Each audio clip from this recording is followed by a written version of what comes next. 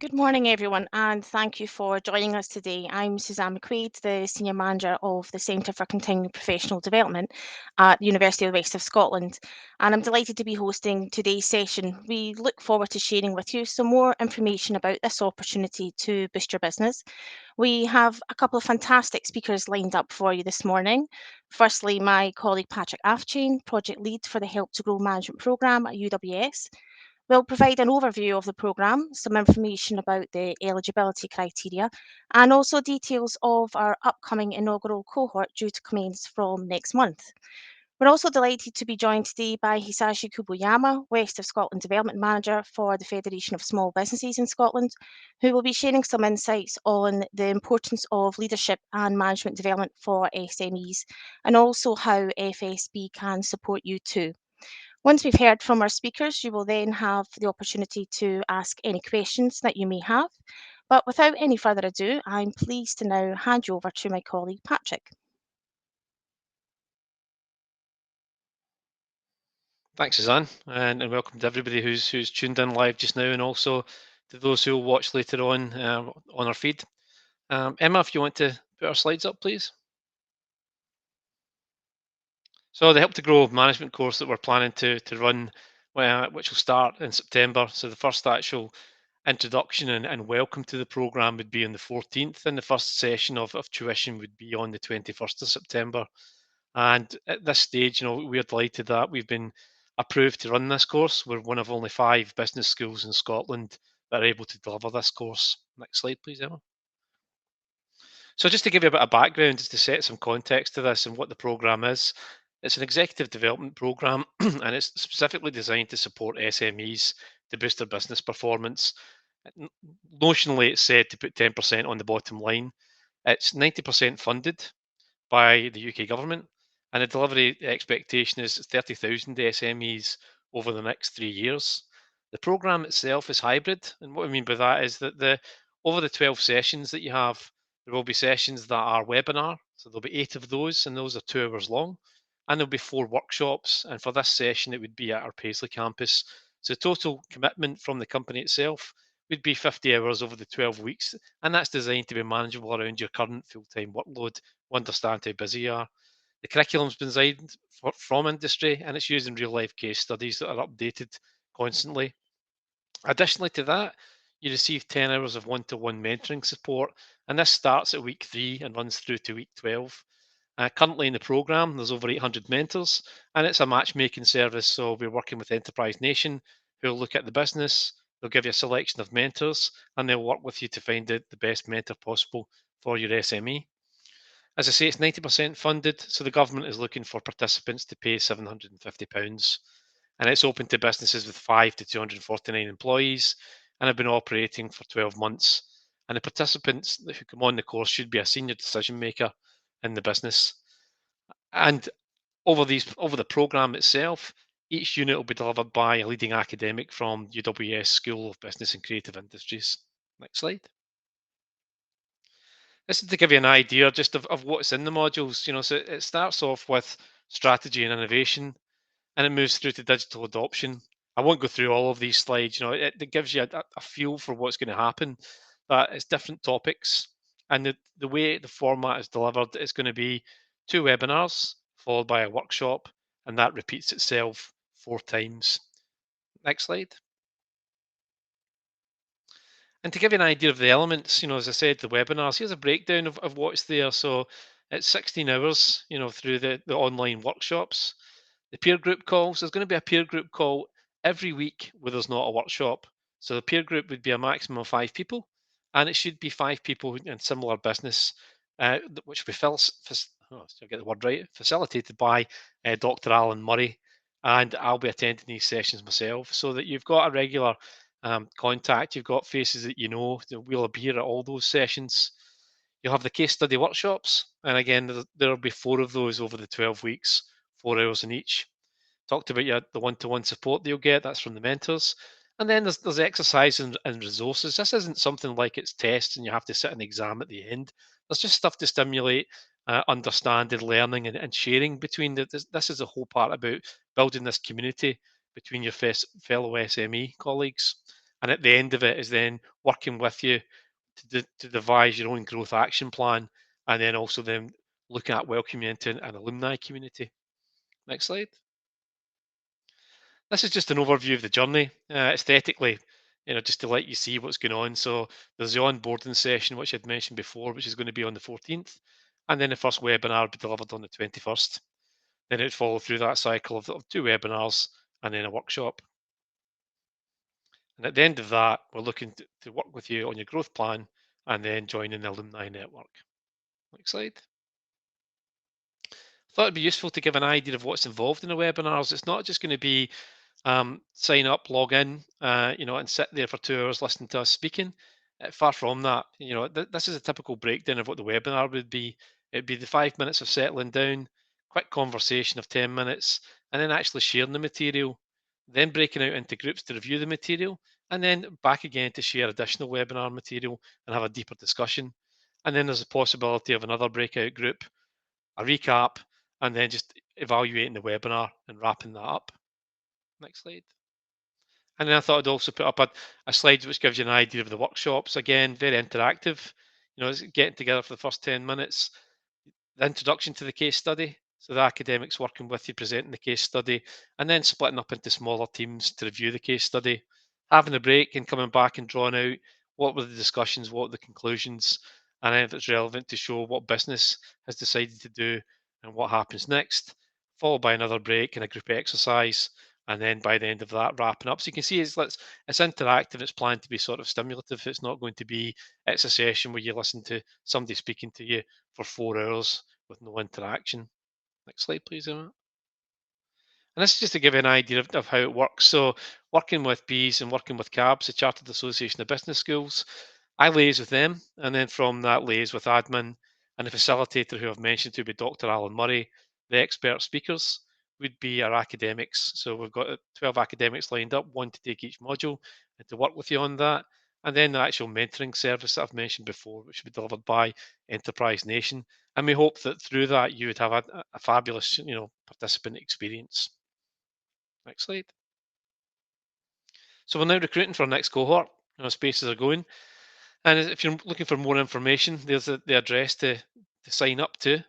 Or if you get any general questions, by all means, get in touch and email us. There's the opportunity to ask questions in this webinar. But if there's something that crops up later and you're thinking about something, please drop us a note and we'll get back to you on this. Okay, next slide, Emma. And then that's me for telling you sort of what's in the program.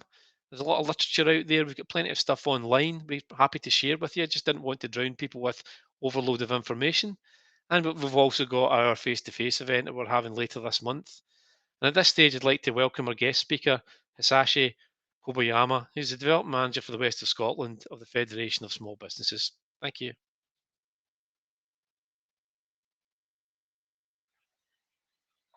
Thank you very much, Patrick, for the very useful presentation. And I think and also thank you very much. Good morning, everyone. I am, as introduced, I'm Hisashi. I'm from an organization called FSB, the Federation of Small Businesses, and we are a business membership organization, and we work closely with the UWS on many fronts, and I'm really delighted to be invited to be speaking here today, and I'll be talking about the small business and leadership and the management. So I'll share the screen for presentation, and I hope everyone can see it now. I guess, yeah, that's what you're seeing. And I don't know if, yeah, I think I'm pretty sure this is working. So let's go on that on the assumption. So I'll be talking about the today. I'll be today's my really quick. I think that Patrick gave a really brilliant, excellent summary of the what this help to grow scheme is all about, and then I am trying. I will try to kind of get a bit of a background context, and also why we are doing this, and that kind of stuff. So, but before that, I'll talk a little bit about the FSB because you might be wondering who I am and what FSB is, and then why I'm here. And then after that, I'll talk a little bit about the leadership management, why it matters, and why things like this is happening through the government scheme. And also, lastly, I'll talk about the small business perspective, what small businesses think about leadership management in general. So we are FSB is UK's largest business organization, and we are open for self-employed and small business owners. They join the FSB, and then they get a lot of support. And we are an independent and a politically neutral, financially independent organization as well. So we help businesses. We through mainly two ways. So one is the member benefits. So members join the FSB and then they get help on legal matters, financial matters, tax matters, insurance matters, and all these things. And particularly, what's very useful is if you run a business, you need to work with lawyers for a number of occasions, particularly if you have employees, because there are HR matters, employment, how to deal with sick leave and all that kind of stuff, and then you need to work with your solicitors. But obviously, they will charge you a lot of money.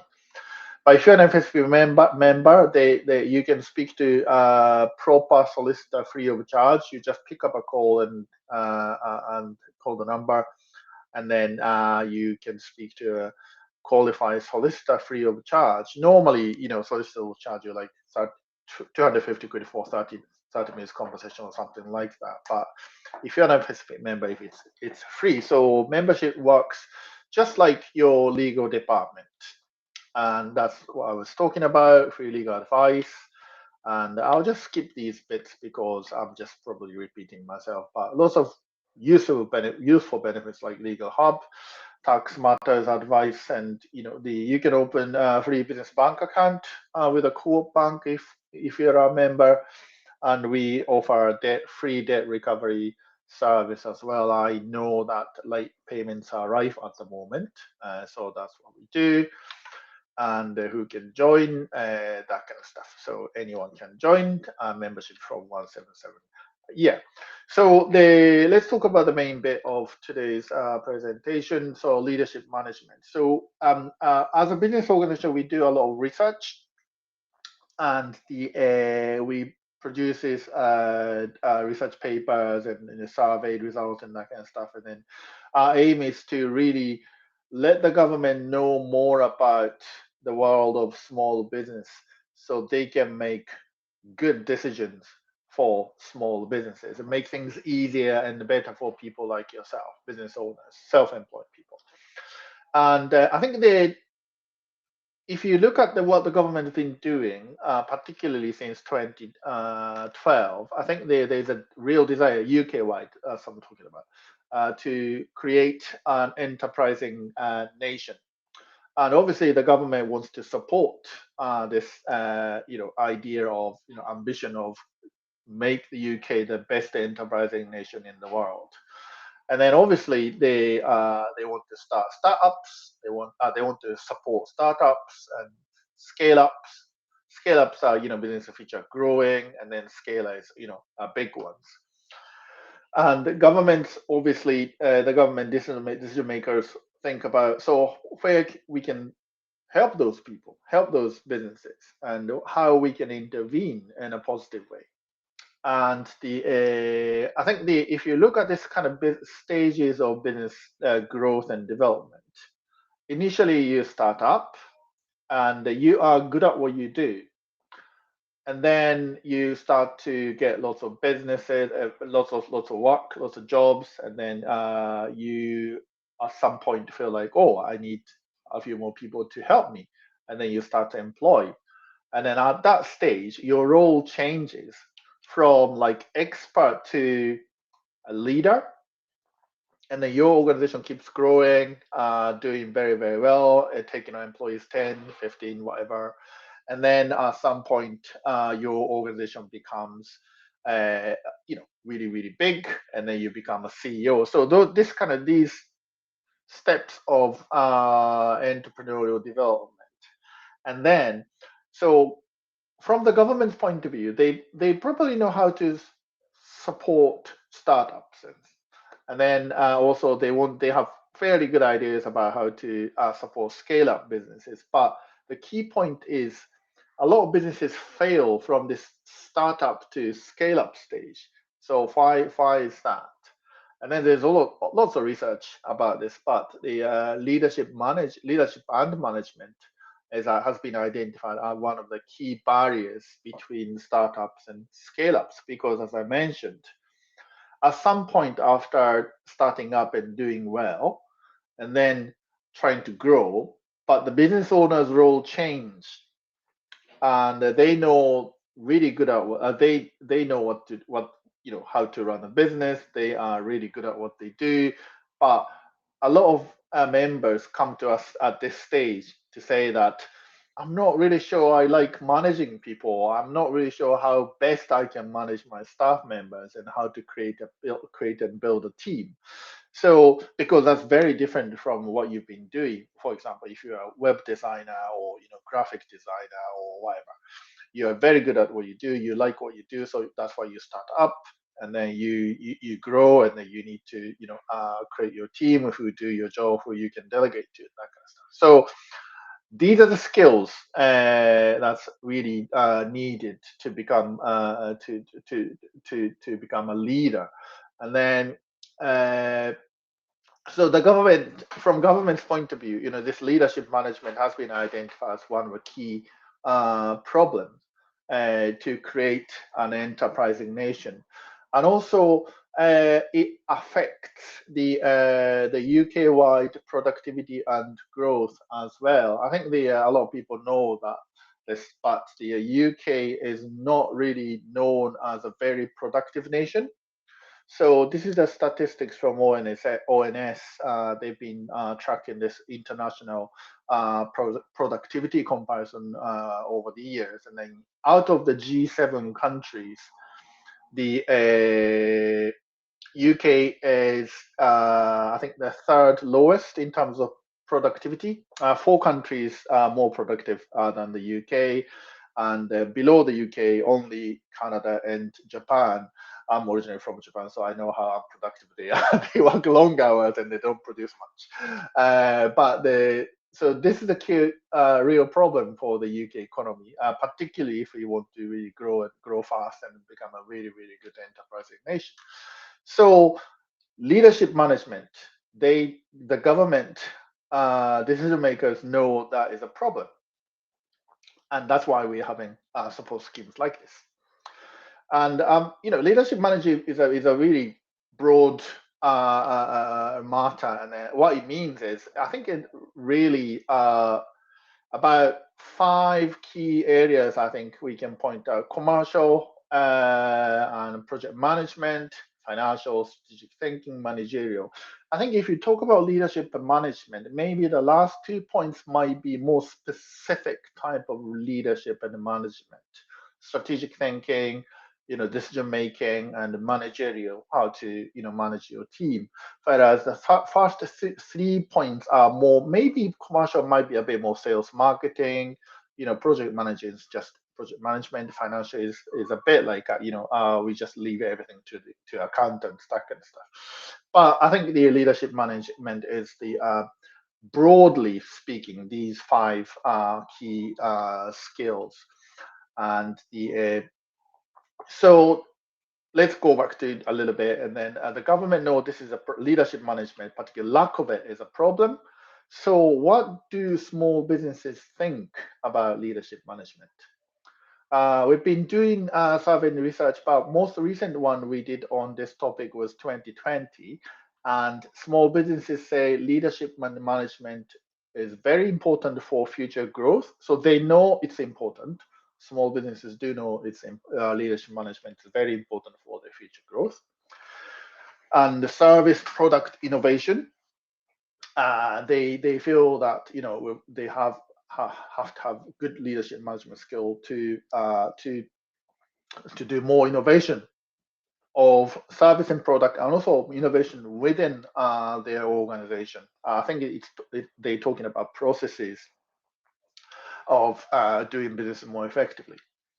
So this is a result of our recent survey, and I just picked up the top three ones. Small businesses' views on what leadership management skills are most important for blah blah blah. First is future growth of my business. Second is product service innovation, and the third is organization innovation. And I think there's a lot more stuff down there. But if you look at maybe I think we can we can just go on to the next bit, and then so we also asked those who actually invested in leadership management and then what they did, how they spent money, and what they did. Interestingly, they said work practices and processes. I think this is more about they're making your business more efficient and running a bit more smoothly. So that kind of stuff. The investment in these areas. And then technology and the machinery. That's it. This is quite easy to understand, isn't it? And also maybe upgrading your facilities or IT systems and whatnot. So because that would lead to the immediate, direct, tangible results. Businesses do like that kind of stuff. And then finally, staff training and development. So these are the key areas of investment that have been made by small businesses. And marketing strategy. A lot of businesses do find it quite challenging to explore new markets and then bring the products or services to that kind of market, and also the whole marketing strategy is a little bit difficult to come. So that's why they get help or they invest money in these areas. So what I said was based on this 2020 survey results. So it's totally it's very clear that what they want. But I think if you look at the lower end of the results, leadership management training specific one, it's not really particularly well invested areas. I must say, only 15%. And also in measuring business performance like KPIs, only 18% of small businesses have made actually investment in those areas. And how to motivate and support employees, 25%. So I think there are areas where small businesses use good amount of money, make good investment, and also there are areas which they don't necessarily do so. So I think now we have a bit of an understanding about why leadership management is very important, because it affects UK-wide productivity and growth. And if we want to create an truly enterprising nation, that has to be sorted. And then we now understand how small businesses what small businesses think about leadership and management. If you talk to them about leadership management, a lot of small businesses do say that it's important, we need to do this, but they also say they haven't done it because they don't have time or they don't have money.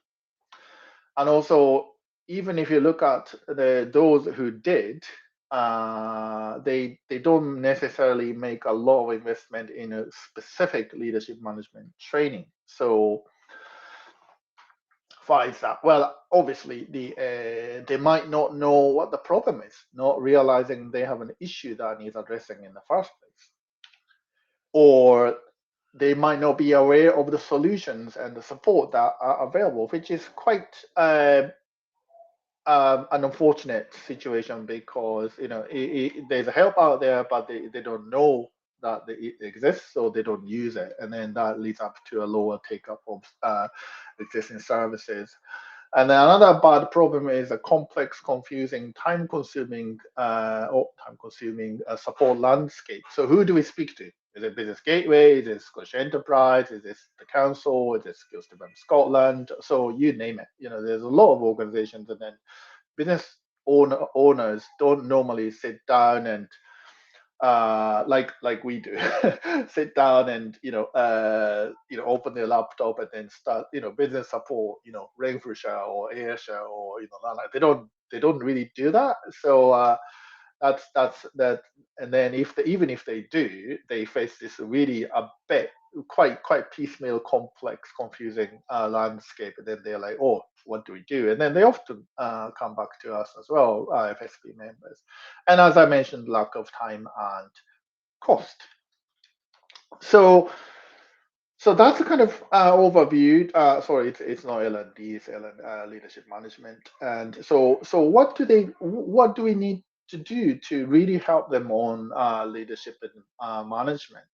So I think the point about small business might not necessarily know what's lacking, or what do we get. So clear, simple communications about what's involved in training and what they get. I think the Patrick's presentation did just that. So I think the Help to Grow scheme meets that criteria.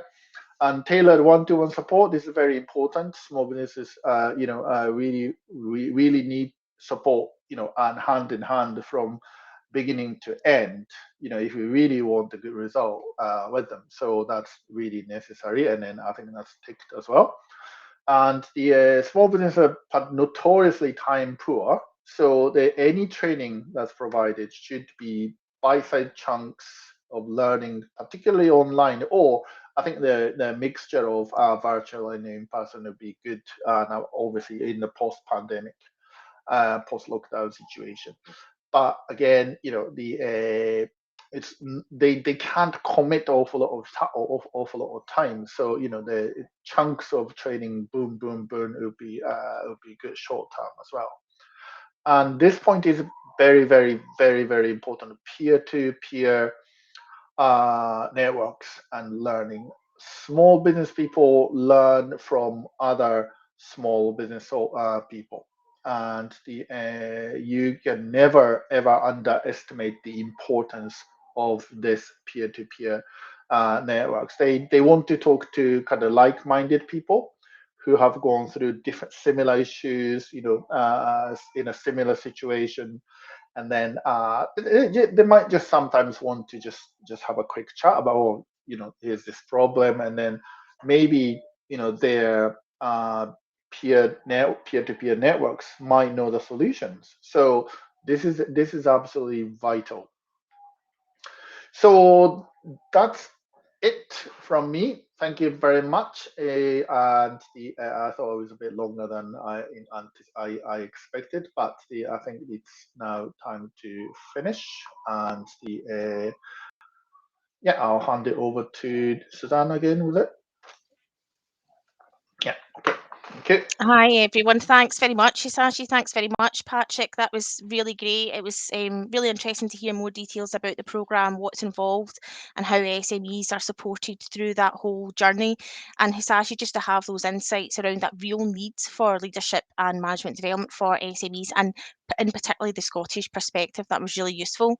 So as I mentioned at the start of the session, you now do have an opportunity to ask questions, and I will put them to Patrick and Hisashi. But as Patrick's also mentioned, if anything else does crop up after this session, please do get in touch with the Centre for Continuing Professional Development at UWS. And you can email us on cpd@uws.ac.uk, and we will put you in touch with the relevant persons. So please do feel free to pop a note of your questions. We've already received some, so I will pick them up just now. So Patrick, the first one is for you. Someone is looking for a bit more information about the mentoring process. They are particularly interested to understand how they are matched up, and also if businesses get to choose or are involved in that process in any way. Okay, no problem at all. So it's an organisation that's been put in place by the government to manage the mentoring process, and they're Enterprise Nation. So in terms of Enterprise Nation, they'll work with the Chartered Association of Business Schools and with myself with our cohort. And the way they do that is, I'd describe it as almost like it's a matchmaking service. They look at the SME, they look at what is the business, what size is the business, and then what they do is they put up who they believe would be candidates suitable to mentor the business. But it's the business that makes a choice, and the business makes a choice throughout the whole program. So that would start in week 3, and the mentor, if it was the same mentor, would be working with the company for 1 hour a week for the 10 weeks. But at any point, if the mentor has to be changed, then that's not a problem whatsoever. It's all down to the SME. They've got complete control of that. That sounds great, and I think that really ties in with some of what you shared earlier, Hisashi, around that sort of flexibility, Yeah, but yeah, also yeah. the need for things to be tailored Yeah, to the absolutely. business. Yeah, I think the Patrick's point about the business takes control is very good. I think this is I think it's very important for the participants to feel the ownership of the program rather than this is being done to me. So that means they can make decisions, they can choose what they want, and then mentor is a good example because you might want to shop around, or you might want to you meet with a mentor, and then you feel like maybe I might want someone who is a little bit different. So I think the giving that sort of flexibility and the ownership, control, a sense of control to the business is very, very important. And there's also a bit to add there as well, Suzanne, is that there's also the opportunity that if the SME had a particular mentor in mind and it wasn't a mentor that was actually matched to them and they wanted the particular mentor, then we could put forward that mentor to Enterprise Nation to have them in the system, and they would then carry out the validation checks on what the mentor has to achieve to be part of this program. So even if it went back to the SME saying we'd like to select somebody that's not here, that's a possibility that can be done as well. That's great. Fantastic. So Hisashi, you mentioned some of the barriers to growth for SMEs, and particularly in relation to leadership and management development. One of them being that SMEs are, tend to be time poor. So, someone would like to know, Patrick, what happens if they're not able to make a session? So nobody's penalised for making a session. I think it's back down to the SME to achieve the completion certificate from the government and for the programme. There's an attendance figure there which is 75%, but it's not that anybody would be penalised. So it's just been more in terms of getting your award and a certificate to prove you've completed the course. That's set by the government currently at 75% attendance, and that's spread across the 12 weeks. So it'd be 9 sessions out of 12 then you'd be looking at. I think that's right. Perfect. Okay. There is still a bit of time to ask any questions if anyone still would like to put anything forward. But meanwhile, Patrick, Hisashi, I'd like to ask you both, what would your key takeaways be for SMEs from this session this morning, please? I think, from myself, I think it's having worked and supported the SMEs over a number of years. I think it's interesting that uh, this is a fund that I've never seen before. So, and I don't mean that it's just this particular Help to Grow fund or Help to Grow Management Programme fund.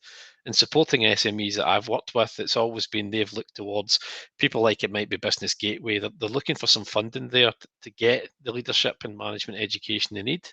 And sometimes if they are able to get any funding, sometimes the program that's then designed doesn't really match their needs. This is a bespoke program for them, so it's tailored into the 50 hours and it's 90% funded. So it's almost 100%. So again, what I'd welcome from the community that are tuned in just now and that will watch later is if you do feel that the payment of the 750 is a barrier to joining the program, then please share that with us because I'll happily share that with the government to say that, and it's a UK government. It's not controlled by the Scottish government, but I can feed back to um, the department that's dealing with us through the Chartered Association of Business Schools to see if there's anything we can do there as well. Yeah, I think that from my point of view, the as Patrick said, this is we haven't really seen this level of funding for particular specific leadership management from the government, and we've been giving feedback to government on this particular topic for a long time, and the government identified leadership management and digital as two key barriers for UK's growth and the productivity issues. And then this is a solution they're offering. And then we told them that their small businesses don't have time and money to do this, so that's why the funding is here.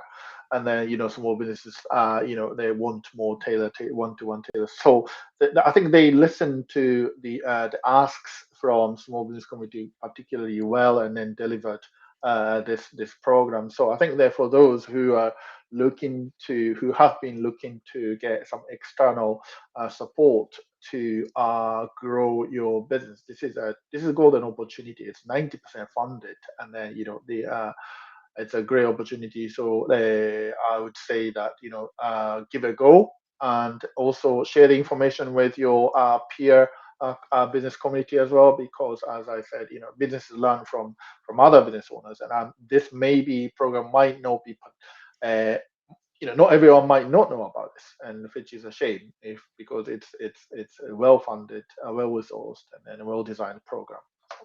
And I think another point to add on, which Hisashi will understand as well, and especially those that are that are listening, is that the SME and running the SME can find yourself it's a kind of lonely time. You feel as if it's just you that's out there by yourself running your company. This is the opportunity to network, and especially in the peer sessions with the facilitator and with the mentor, is reaching that other community. You'd be part of another cohort. The government sets the cohort for these sessions at 20 to 25 companies. That's something they control. But you would then have 20 or 19 to 24 like-minded people who you would be sharing your experiences with, getting advice from them, and also from the alumni network of the program. So you'd have this big SME community to support you, which the government is then funding. Okay, great. Thanks so much, Patrick, Hisashi. I would completely echo everything that you've said there. I think this is a fantastic opportunity for SMEs in Scotland, and it really does help address some of the challenges that they face, particularly around the things that tend to be barriers to growth and barriers to leadership and management development. We've not received any further questions as of yet, but do get in touch with us after this session. My colleague has popped up a note of our CPD Centre email address. Patrick mentioned earlier that we're actually hosting an upcoming in-person networking event. That's taking place at our Paisley campus on the 17th of August. That's 12 p.m. till 2 p.m. It's an informal event. It'll give you the opportunity to meet with colleagues at UWS face-to-face, including Patrick, the project lead for the programme, and also the academics who are going to be involved in delivery of the programme commencing from next month. So thank you very much again to Patrick and Hisashi, and to everyone who's joined us this morning. Please do get in touch, and we look forward to hearing from you. Thank you very much too. Have a good day, everyone.